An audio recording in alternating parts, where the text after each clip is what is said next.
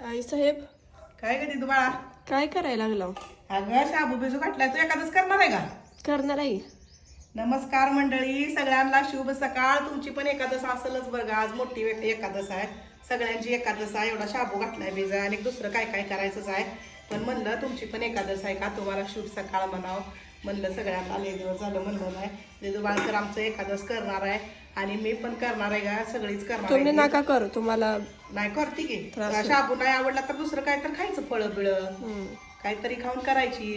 तर आता तू मस्तपैकी आवरून माझी तर झालेली आहे मस्तपैकी देवपूजा. पूजा पण केली का तुम्ही? देवपूजा पण केली आहे. म्हणलं सकाळ सकाळ एकादश आहे म्हणलं, आज रोज करतीस तू, पण मी म्हणलं आज करावी.